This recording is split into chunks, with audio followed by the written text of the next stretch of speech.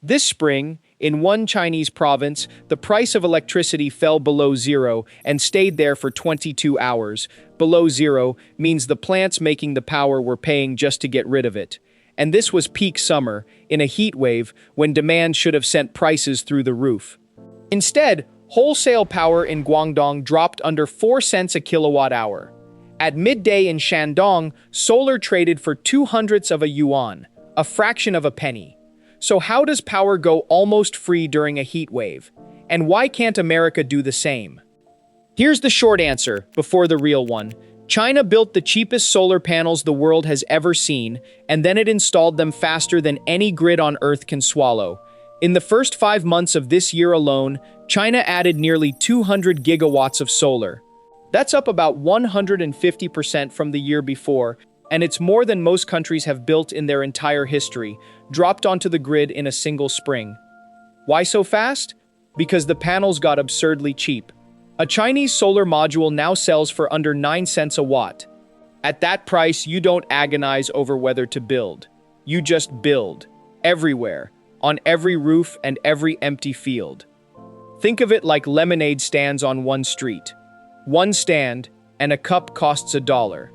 But put 1,000 stands on the same block, all opening at noon, and by lunchtime nobody can give the stuff away. That's what China did with sunlight. It became the first country ever to pass 1 terawatt of solar, then kept right on going, past 1.2 terawatts. The panels are all pointed at the same sky, and they all switch on at the same time. But that's the simple version. The real one is where it gets strange. The sun peaks at noon. So every one of those panels dumps its maximum power onto the grid in the same few hours, right when factories are quiet and half the country is at lunch. Supply shoots straight up while demand barely moves. And on China's new spot markets, where power is bought and sold by the hour, a flood like that has only one place to go. The price falls off a cliff. When there's more electricity than anyone can use, the number keeps dropping until it turns negative. A negative price means a generator will actually pay you to take the power off its hands, because switching a plant off and back on again costs more than just eating the loss. That's why Shandong sat below zero for 22 hours over one holiday. There was nowhere to put all that sunlight. You can almost watch it happen over a single day. Power costs a normal amount at breakfast, then goes nearly free or negative by noon, with every panel blazing, then shoots straight back up once the sun drops and the evening rush begins.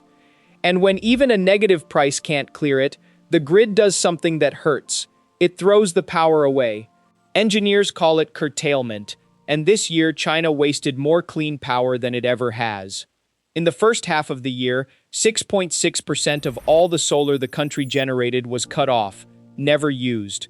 The waste got bad enough that regulators quietly raised the ceiling on it to 10%, up from 5%. That's the part that stops you. China is now building so much solar that its own official plan allows 1/10 of it to be thrown in the trash. So who eats the loss? For years the answer was nobody, because the state guaranteed a fixed price for every unit of green power, whether the grid needed it or not. Then, on the 1st of June, that changed. A policy known as Document 136 ended the guarantee. New wind and solar now have to sell into the open market and take whatever the hour will pay. That one rule is a big reason prices cracked this summer, and it set off a stampede of builders racing to connect before the deadline hit. It landed at the worst possible moment for them, because demand was soft. Industrial power use grew just 2.4% in the first half of the year, down from 6.5% a couple of years back.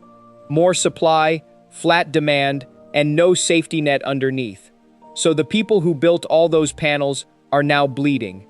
Chinese module makers are running their factories at barely half capacity and selling at a loss. Now, plenty of people look at this and see a mess, a glut. A bubble that's bankrupting the very companies that built it. And in the short term, they're not wrong. But step back for a second.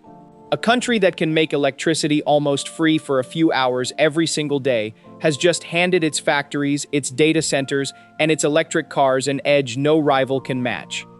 Cheap midday power is exactly what you want if you're smelting metal, training artificial intelligence, or charging a whole nation of electric cars.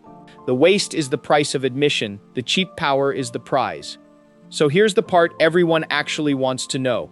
If solar is this cheap for everyone, why can't the United States do the same thing? It comes down to 3 locks, and America is holding none of the keys. The first lock is the panels. America put heavy tariffs on Chinese solar, so a module in the United States costs roughly 3 times what a Chinese factory charges. You can't flood a grid with sunlight when every panel costs triple. The overbuild never happens. The second lock is the grid itself. China plans its power plants and its power lines as one system. When it approves a giant solar base out in the desert, it approves the transmission to carry that power out at the very same time. It has built 45 ultra-high voltage lines to move electricity across the country. One of them alone carries 12,000 megawatts, more than 3,000 kilometers, from the deserts of the West to the factories of the East Coast. The United States has not built a single line like that.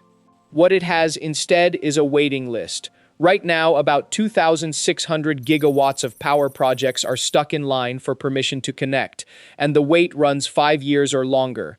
In China, the wait from approval to switching a new line on is closer to 2 years. The third lock is the willingness to waste. China treats curtailment as the cost of scale and just keeps building. America's patchwork of regional markets was never designed to overbuild on purpose, or to shove cheap midday power 1,000 miles to wherever it's needed. Cheap panels, one planned grid, and a stomach for waste. China has all 3. America, by the way it's built, has none. That's why this isn't a thing America can copy by simply trying harder. One honest caveat though, almost free does not mean your bill disappears. These near-zero prices hit for a few hours at midday in certain provinces on the wholesale market. Nobody in China is getting 24-hour free electricity, and once the sun drops, the price climbs right back up. The cheapness is real, but for now it lives in the middle of the day. If you're the kind of person who'd rather understand how the machine actually works than argue about who to blame for it, subscribe. That's the entire point of this channel. Because the country that just spent 22 hours paying people to take its electricity is not confused. It's doing the math on the next 50 years, and it decided cheap power is worth more than clean books. So here's the question I want you to answer. When power is almost free at noon, and America can't follow, who actually wins the century? Tell me in the comments.